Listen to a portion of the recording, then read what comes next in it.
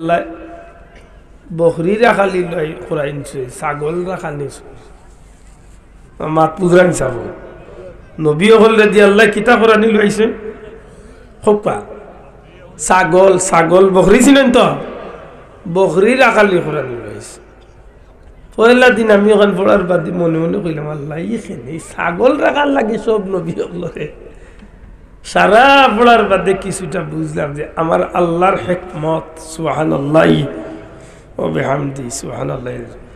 জগতের মাঝে যত প্রাণী আছে তোর মধ্যে একটা ব্যতিক্রমধর্মী চঞ্চল সবচেয়ে উশৃঙ্খল একটা প্রাণীর নাম হইল ছাগল। জানি না বিশ্বাস করবা কিনা, 100টা নয় 500টা গরু রাখতে পারবা আপনি।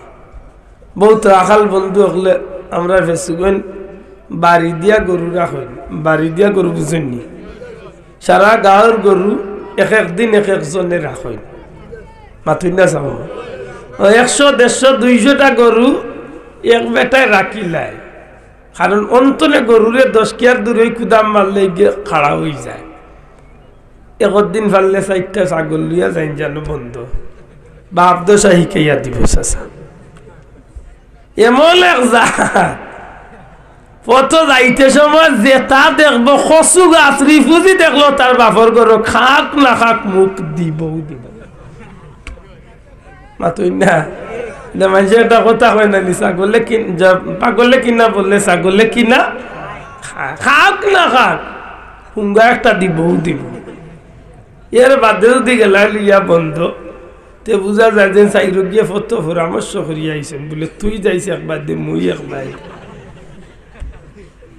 যেমলে বন্ধ লিয়া গেলাম চাইর মুখা এগু ফুবে দিয়ে গু বসবে দিয়ে গু উতরে দিয়ে গু দক্ষিণে দিয়ে কোনটা আনতে আর কোনটা বাদ দিতে হয় হিগুরে বুঝাই বাজায় লিয়ে আইছে ইগু গেছে কি আরো বেটার আইলো ইগুরে লালিত লিয়ে আইছে ইগু গেছে আরো বেটার টমেটো যাও চাচা এই বিরিম করতে করতে এর মাঝে যদি আপনার রাগ উঠলো দৌড়াইয়া দৌড়তে হতে দৌড়াইতে দৌড়াইতে পারতেন না যে রানো বহু সময় আগলো খাড়ো ইয়ে ফেসা পড়িত ওখান বুঝাইলো যে ফাললে না নেরে বেটা দৌড়তে যদি খালি ফেসাবে ধরতো না কি কৌশল দেখছ এর বাদে যদি তারে তুমি রাগ করিয়া আপনি মনে করছেন বলে নেই গি দৌড়িয়া লইয়া যাই গি গোলাপ দর্শন রশিদ তার বাপর গর দয় টেঙ্গ আগে দি দিয়া হাইড্রোলিক ট্রাকে উইলা হাত ব্রেক ধরতো নাই এমন বাটে দৌড়বো মরি যাও চাচা টানিয়া হে বুঝাইতো চাই ওখান তুই আমার গোলাপ দরিয়া আনতে কিনা স্যার আমি আবার যাইব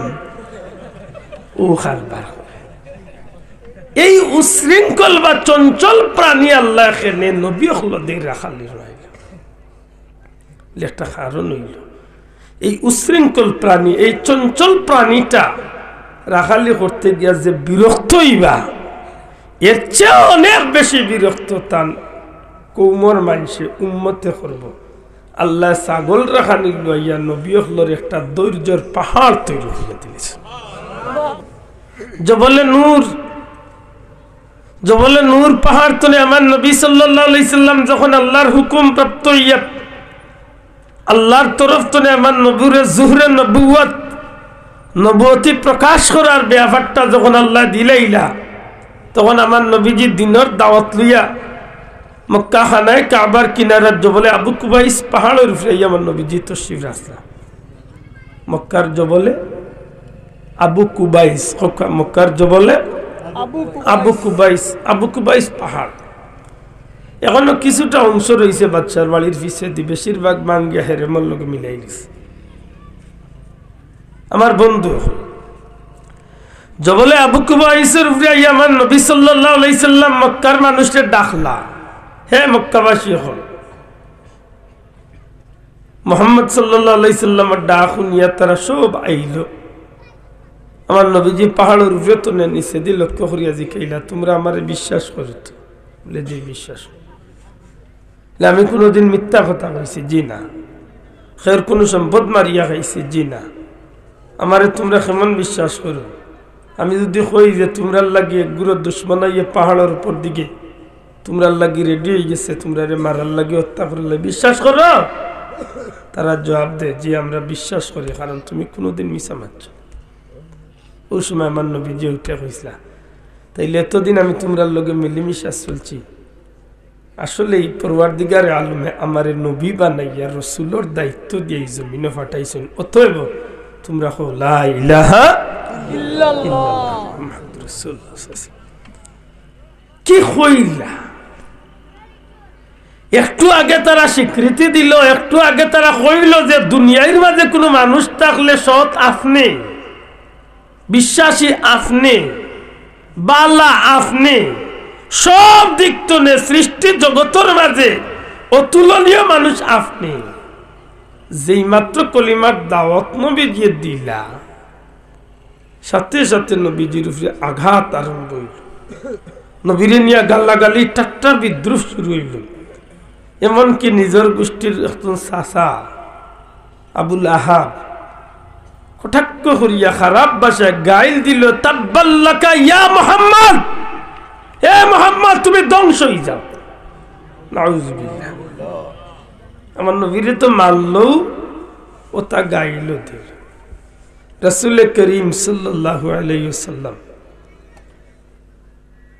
হায় রে হায় ধৈর্য কোন জিনিস পরওয়ারদিগারে আলম যেন কইন বলে ইন্নাল্লাহা মা'আস সাবিরিন নিশ্চয় সবরকারী হলোর লগে আল্লাহ আছে জুরে হন সুবহানাল্লাহ সুবহানাল্লাহ এর প্র্যাকটিক্যাল মাত্র আমার ভাই মুফতি বেলাল জাবরি আল্লাহ আয়াত দিয়ে বড় সুন্দর করে শেষে যে দুটো কথা কই গেছে ধৈর্য কোন জিনিস ধৈর্যর পাহাড় কত বড় হইতে পারে এই বিষয়টার বাস্তবতা দেখাইয়া গেছলা যে এই নিলা নবী মুহাম্মদুর রাসূলুল্লাহ সাল্লাল্লাহু আলাইহি আল্লাহর রাসূলের পাথর দিয়ে আঘাত করইল রক্তাক্ত করইল নবীরে গালি দেওয়া হইল প্রত্যুত্তরে নবীজি একটা জবাব দিলা না কিচ্ছু হইলা না অভিশাপ দিলা না গাইলও দিলা না কিচ্ছু নাই নবী কষ্ট পাইছেন ইকান বুঝতেও দিলা না আমার ভাই এখন বন্ধু এখন হুজুর পাক সাল্লাল্লাহু আলাইহি সাল্লামে কোনো কথা কইলা না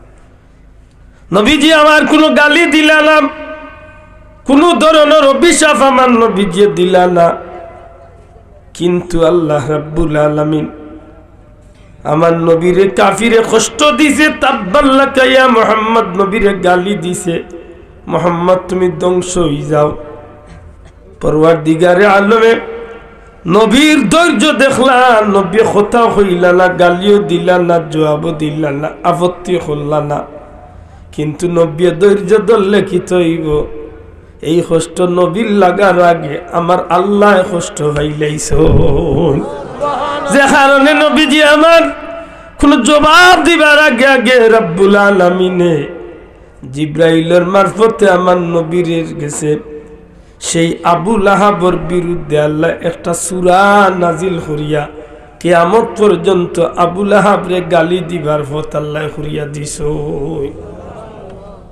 আশা করি কিছু টইল বুঝতে পারি আর মনে হয় নবীরে কষ্ট দিলে কষ্ট পাইন কে মাতুকা আল্লাহ আমার ভাই হল বন্ধু হল আমি গুনাহগার আল্লাহ আমারে 2-3 বার নেওয়াইছে তায়েফের সেই ময়দান যে ময়দান আমার নবী সাল্লাল্লাহু আলাইহি সাল্লামের রক্ত মুবারক ঝরছিল আইজো সেই ময়দানটা স্মৃতিময় আছে গো ভাই নবীজির পালক পুত্র হযরত যায়েদ ইবনে হারিসা রাদিয়াল্লাহু তাআলা নবীজির সাথে আমার নবীজি যেই মাত্র গেতায় ফরগাম্মা এলাকাত নবীজি দিনের দাওয়াত দিলা মুরব্বী শ্রেণীর মানুষ নবী সাল্লাল্লাহু আলাইহি সাল্লাম রিলিয়া ঠাট্টা বিদ্রোহ আরম্ভ হলো বাচ্চান্তরে ডাকিয়া কইল মক্কার সেই পাগল যে পাগলটায় তার এলাকাত নতুন ধর্ম প্রচার করিয়া স্থান না ভাইয়া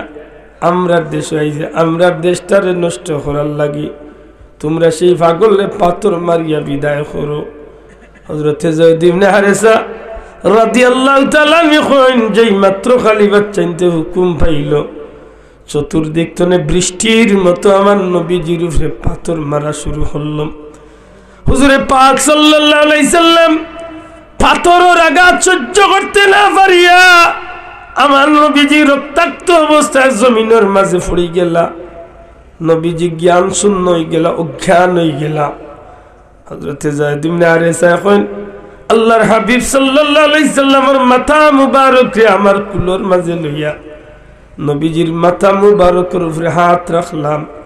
তায়েফের বাচ্চা ইন্তরে দূর দিকে হাত দিয়ে ইশারা করিয়া কইলাম, আর পাথর মারিও না, রহমাতুল্লিল আলামিন মনে হয় জমিন তনে বিদায় নিছুন গি।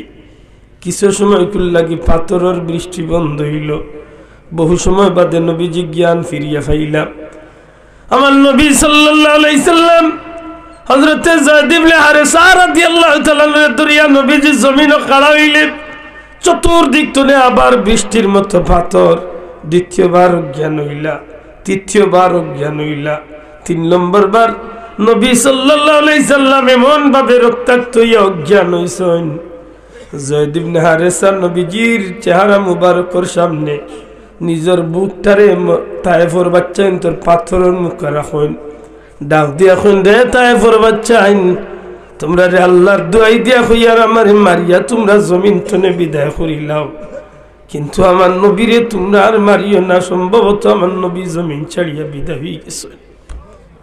এমন ভাবে নবীরে রক্তাক্ত করাইল জমিনের মাঝে রহমাতুল্লিল আলামিন জ্ঞান হারাইলিলা। হযরতে যায়েদ ইবনে হারেসা নবীজির মাথা মুবারকে কুলোর মাঝে লইয়া বিলাপ করিয়া খান্দন, রব্বুল আলামিন ও দয়াল মওলা, তোমার হাবিবরে তুমি জমিন তনে উঠাইও না। খান্দইনার কইন, আল্লাহ দয়া করিয়া তোমার হাবিবরে জমিন তনে উঠাইও না। বহু সময় বাদে আল্লাহর হাবিব সাল্লাল্লাহু আলাইহি সাল্লামের চক্ষু মুবারক খুললেন। হুজুরে ডাক দিয়া কইন, রে যায়েদ, তায়েফের বাচ্চা ইয়া রাসূলুল্লাহ, তায়েফের বাচ্চা ইনতে বিদায় লইলিছে গেছে কি। নবীজি ফরমায়, যায়েদ রে আমারে জমিনে তুলিয়া বুয়াও। আল্লাহর হাবিব সাল্লাল্লাহু আলাইহি সাল্লাম রে জমিনে তুলিয়া বুয়াইন। নবীজি ফরমায়, যায়েদ রে আমার শরীর তনে রক্ত জড়িয়া মুজাবিজিয়া জুথার লগে জমাট বান্ধি দিছে, আমি নবীজি ফাও তুলবার শক্তি নাই। যায়েদ আমার জুতা খান খুলো, মুজা খান খুলো। কিতাব লেখন যায়েদ ইবনে হারেসা রাদিয়াল্লাহু তাআলা আনহু নবীজির জুতা মুবারক কুলাত লাগলে, মুজা মুবারক কুলাত গেলে আল্লাহর হাবিবে যায়েদ রাদিয়াল্লাহু তাআলা আনহু হাতের মাঝে ধরিয়া কইন, যায়েদ আস্তে ঠান মারো, কারণ রক্ত আর মুজায় আর পায়ে চোট লাগে গেছে, আমি নবী কষ্ট পাই, আমি নবীর কষ্ট লাগে। আল্লাহ হাবিব সাল্লাল্লাহু আলাইহি সাল্লাম হযরতে যায়েদ ইবনে হারেসা রাদিয়াল্লাহু তাআলা আনহুর খান্দর মাঝে বর হরি হরি রক্তাক্ত শরীর লইয়া কিছু দূর হইয়া আমার নবীজি তশরিফ রাখেন। এই জায়গাতে একটা আঙ্গুরের বাগান। আল্লাহর হাবিব সাল্লাল্লাহু আলাইহি সাল্লাম যায়েদ ইবনে হারেসারে লইয়া আঙ্গুরের বাগানের নিচে বই। বর্তমানে এই জায়গা ছোট্ট একটা মসজিদ বানাইয়া দেওয়া হয়েছে।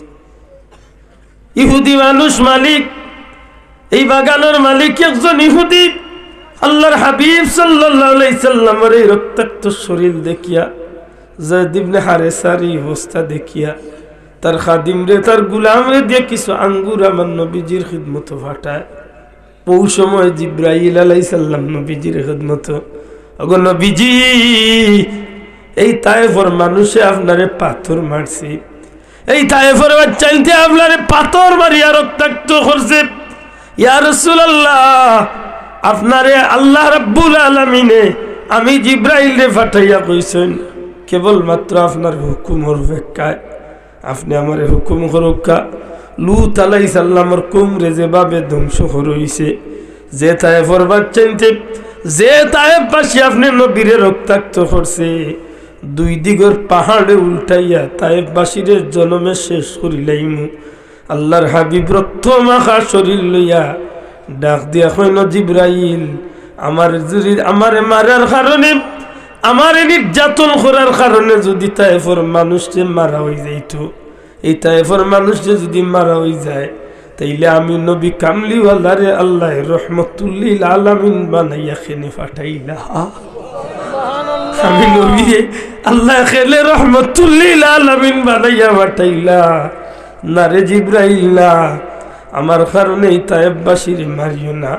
আজকে তায়েফের মানুষে আমি নবীরে চিনছে না, পাথর মারিয়া বিদায় করছে। এমন একদিন আইব এই তায়েফের মানুষে আমি নবীর লাগে আফসুস আফসুস অপেক্ষা করতে থাকবো। আজ ১,৫০০ বছর হয়ে গেছে রে ভাই, এখন পর্যন্ত তায়েফের মানুষ যারা আছে এরা তায়েফের কথা হইয়ালে তায়েফের তারা গ্রাম্য পরিচয় দিতে এখনো সংকোচতা বোধ করে। কারণ তারার মাঝে গোটা সৃষ্টি জগতের সব মানুষের মাঝখানে একটা ব্যতিক্রম ধর্মী আচরণ। আমার ভাই হল, বন্ধু হল, এই দিন রাসূলে পাক সাল্লাল্লাহু আলাইহি ওয়াসাল্লাম যে কষ্ট পাইছিল, নবীজি এই কষ্টটারে যদিও মনের লোকে ধরছেন না, কিন্তু নবীর এই কষ্ট পাওয়াতে সবচেয়ে বেশি কষ্ট পাইছেন খেয়ে নাকি তো ভাই। আল্লাহর বাস্তে মাত বন্ধ করো, আল্লাহর বাস্তে মাত বন্ধ করো। খুব কম সময় ভিতরে বিদেশি মেহমানদের লইয়া আইবা আপনারা যারা ভাড়া আছেন। আমার জোড়াতে অনুরোধ, একজন মুসাফির নবীজির খানদানোর মানুষের একজন খাদিম, বহুত বড় কথা সাহাব। আর এই যে সামেসা মানুষ নাই সৈয়দ সাহেব অখলর পরিবারের লগে যার গভীর সম্পর্ক, আল্লাহর হাবিবর বংশধর অখলর লগে বড় আত্মার সম্পর্ক, আল্লাহ নবীর বংশধর হলে তার বড় মায়া করেন। এর দামি অনুরোধ করুন আপনারা দোয়া তো নাকি বঞ্চিত হই না যেন। আমার সংক্ষেপ একটু জবাব দিতে হইব। তায়েফের জমিনে নবী কষ্ট পাইছিলেন না আল্লাহ কষ্ট পাইছিলেন? কষ্ট তো বাহ্যিক দৃষ্টিতে নবীজি পাইলা, কিন্তু নবী এই কষ্টটারে ধরছেন না, নবীর মন কষ্ট নিছেন না, কষ্ট পাইছেন খে আল্লাহ। আমি যে কথাখান বুঝাইতাম চাই, আশা করি আর উদাহরণ না দিলেও দুইটা মনে হয় মোটামুটি বুঝইব। নবীরে কষ্ট দিলে কষ্ট পাইন খে ও আল্লাহ কইন যারা নিশ্চয় ইন্নাল্লাযীনা ইউযুনাল্লাহা ওয়া রাসূলাহু, নিশ্চয় যাহারা কষ্ট দেয় আল্লাহ আল্লাহর রাসূল রে, যে তাই কষ্ট দেন আল্লাহ আল্লাহ রসুল রে। আমরা জানি আল্লাহরে আমি পাইতাম না, কষ্ট দিতাম পারতাম না, কিন্তু নবীরে কষ্ট দিলে কষ্ট পাইন কে আল্লাহ। তাইলে বুঝা গেল যে আল্লাহর কষ্ট লাগছে মাত্তা নাই। এখন প্রশ্ন আইতে পারে বলেতে নবী তো দুনিয়াতে নাইতে নবীরে কষ্ট দিম কিলা? সাপোজ বুঝার লাগি উদাহরণটা আনলাম। নবী এখন দুনিয়াতে নাই, নবী কষ্ট পাইবা কিলা? নবীরে আমি কষ্ট দিমু কিলা? পয়লা আপনারা জবাব জানতাম চাই। রাসূলে পাক সাল্লাল্লাহু আলাইহি সাল্লাম রওজা শরীফ আসেননি না নাই? আতুলিয়া হইতে কোন অবস্থায় আছে? বড় করে হইতে কোন অবস্থায় আছে? ইয়া আকীদা বিশ্বাস আমরা আসেনি? যদি কোনো নাফরমানে কোনো মুনাফিকে যদি কয় নবী মরিয়া বজিয়া মাটির লোকে মিশি গেছেন, আমরা তারে মানমুনি? ঘুরে হোক এইগো মানাত গেলে এই কথা মানাত গেলে ইমান রইবনি? ও বিশ্বাস তাকে জানা আর লম্বা করিয়া নাই কথা। নবীজি ফরমায় হায়াতি খাইরুল লাক। কেউ কিছু কইলে আমারে সরাসরি কইন জানো, আন্দাজে কুটকুটি দূরই করিন না জানো, কারণ বেড়া লাগতে পারে। বাত আছি মাথায় জানো, আমি জবাব দিতে পারলে আলহামদুলিল্লাহ, পারি না আমার উস্তাদ দিয়া নিয়ে দিন, এর মধ্যেও দিয়ে খানতে পারি না। আমার মুর্শিদের আওলাদ দখল সাবজা দখল আছেন, ইনশাল্লাহ জবাব দেওয়ার যোগ্য আলিম হল আল্লাহ রাখছেন মাতুকা। আর ই কথার লগে একমত উলামায়ে আহলে হক, আহলে সুন্নাত ওয়াল জামাতের কৌমি ফুলতলি কিচ্ছু না। সব উলামায়ে আহলে সুন্নাত ওয়াল জামাত একমত আমার নবীজি রওজা শরীফ সশরীরে জিন্দা। আমার নবী ফরমাইছেন যে আমার রোজার কিনারাতে সালাম দিব, আমি নবী নিজের খানে সালামর জবাব, আমি সালাম শুনিয়া আমার জবান দিয়া আমি তার সালামর জবাব দিব। সুবহানাল্লাহ। হায়াতি খায়রুল লাকুম ওয়া মামাতি খায়রুল লাকুম। নবীজি ফরমাইন আমি দুনিয়ায় টাকা যে পাবে তোমার তানুর লাগি বালা, আমি নবীজি দুনিয়াতে নে যাওয়াও তোমার তানুর লাগি, একটু জবান খুলিয়া খুকা বালা। নবী দুনিয়ায় তাকাও উম্মতুল লাগি বালা, নবীজি দুনিয়াতে নে যাওয়াও উম্মতুল লাগি। আমি কইয়া না নবী কইছেন? যদি কাকে কইছেন?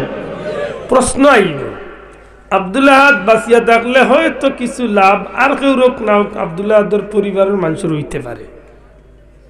মরি গেলে সারা দেশের কেউ ক্ষতি হোক না, অন্তত আব্দুল্লাহর পরিবারের কিছুটা ক্ষতি হইব। কারণ আব্দুল্লাহর পক্ষ তো নেই, এই পরিবারের মানুষ আর কোনো উপকারও পাইত না, টাকা পয়সাও পাইত না, কিচ্ছু দিবার পথ বন্ধ হয়ে যাব। মাথুই না চাব দুনিয়ায় যার মরে হে জানে তার কুন্দন মরছে। জি বলা নাই কথা, যার দন গেছে হে জানে তার কুন্দন কইছে। সাহাবা ইকরাম আজমাইন কইন ইয়া রাসূলুল্লাহ, দুনিয়াত কেউ বাঁচিয়া থাকলে তো অবশ্যই লাভ, দুনিয়াত তো নাকি গেলে কি তো এন্দারায় তো আর কোনো লাভ হইবার কথা নাই। আপনি নবীজি যেন কইলে আপনি দুনিয়ায় থাকাও পাল্লা, দুনিয়াত যাওয়াও পাল্লা। নবীকে আমরা বুঝতাম সেই আর যে আপনি নবী দুনিয়ায় থাকলে তো আপনি নবীর চেহারা আর আমরা দেখমু, আপনার জবান তো সুন্দর সুন্দর কথাবার্তা হলো নিয়ে আমরা আমল করম। ইয়া রাসূলুল্লাহ, আপনি নবীর ইমানের হালতে কেউ একটা সেকেন্ডর লাগি দেখবো, হে সাহাবীর মর্যাদা লাভ করব। আপনি নবী দুনিয়ায় তো না গেলে কি তো এইগুলার তো আমরা বঞ্চিত হয়ে যাব, তাইলে লাভ কি লইল? নবীজি ফরমাইল, আমার সাহাবী হল, আমার আল্লাহ ওয়াদা দিছেন, আমার আল্লাহ ওয়াদা দিছেন প্রতি সোমবারে আর প্রতি শুক্রবারই রাত্রিতে আমার উম্মতর আমলনামা আমি নবীর গেছে পৌঁছাইয়া দেব। বড় করে জবান গুলিয়া কইতে হইব সুবহানাল্লাহ। আমার আল্লাহ ওয়াদা দিছেন প্রতি সোমবারে শুক্রবারে আমার উম্মতর আমলনামা আমি নবীর গেছে পৌঁছাইতে হইব। আমি নবীর উম্মতর আমলনামা আমি নবীর গেছে পৌঁছাইতে হইব। আমি নবিয়ে আমার উম্মতর মাঝে যারা নেকগার এরার আমলনামা দেখিয়া খুশি হইমু, আল্লাহর শুকুর আদায় করমু। আর আমি নবিয়ে যে সময় আমার উম্মতর গুনাহগারের আমলনামা আমি নবীর গেছে আইব, আমি নবী আমার এই উম্মতর পক্ষে, আমার এই উম্মতর পক্ষে আমি আল্লাহর গেছে আমার উম্মতর লাগিয়া মাগফিরাত চাইম। আর আমার আল্লাহর ওয়াদা, আমার আল্লাহর ওয়াদা আমি নবী যার পক্ষে ক্ষমা চাইম, আমি নবীর খাতিরে আমার আল্লাহ এই মানুষটারে মাফ করিয়া দিলেন। ওয়ালাউ আন্নাহুম ইয যালামু আনফুসাহুম জাউকা ফাস্তাগফিরুল্লাহ ওয়াস্তাগফার লাহুমুর রাসূলুল্লাহ ওয়াজাদুল্লাহা তাওয়াবার রাহিমা। ওয়াদা খার বড় করে কইতে হবে, ওয়াদা খার আল্লাহর, আল্লাহর ওয়াদা। নবী আমার বন্দায় তার নফসের উপরে আত্মার উপরে জুলুম করিয়া অত্যাচার করিয়া গুনাহ করিয়া জীবনের গুনাহ লইয়া আপনি নবীর কাছে আইব, আমি আল্লাহর কাছে মাফ চাইব। আপনি নবী তার সুপারিশ, আপনি নবী তার লাগিয়ে আমি আল্লাহর কাছে সুপারিশ করবা। সুবহানাল্লাহ। এই কথারে যদিও কিছু কিছু মানুষে আপত্তি করেন যে এই কথা নবীর জীবত তো চায়, এই কথা ঠিক আছে, কিন্তু না, উলামায়ে আহলে হক, উলামায়ে আহলে সুন্নাত ওয়াল জামাতের সমস্ত আলিম হল একমত নবী দুনিয়ায় থাকতে জেলা এই কথার বাস্তবতা আছে। নবী দুনিয়ায় তো যাওয়ার বাদে কিয়ামত পর্যন্ত এই কথার বাস্তবতা। নবী দুনিয়ায় থাকা অবস্থায় যেভাবে উম্মতর সুপারিশকারী, নবীর রওজা শরীফও গুনাহগার উম্মতর সুপারিশকারী। জুরে হন সুবহানাল্লাহ। আমার কথা বুঝরানি, এই কথারে একটু শক্ত করি। আর ও কারণে আপনারা সব বাড়ি যারা গেছেন, এবার আমার বড় সাহেব কিবলায় বড় জরুরি একটা কথা কইছেন, এর মাঝে একটা কথা কইছেন আমরা যুব সমাজের উদ্দেশ্য করিয়া, যে কিছু যুবক হল আজকে মা বাপর অবাধ্য হইয়া মা বাপরে দুজকি হর, কারণ হে যে নয়া আমলের লোক ধরছে তার আমল লিগুবেস্তি আমল, আর বাপ দাদা 14 গোষ্ঠী দুজকি আমল। মাত বুঝরা নানি ডিজিটাল ইসলামের ভিতরে হামাইছে। আল্লাহর দোয়াই দিয়া হইয়ার এই ডিজিটাল ইসলামের রেরা ও ডিজিটাল ইসলামের লগলে আজকে কইরা নবী মরে পচে মাটির সাথে মিশে গেছে। এখানে স্টিলের বেড়া ছাড়া আর কিছু নেই। ও ডিজিটাল ইসলামের কিছু বন্ধু হলে কইরা ইদানিং গাইয়া নবীর মা বাপ দুজকি। ও ডিজিটাল ইসলামের মূল্যায় উঠিয়া কইছে নবী না।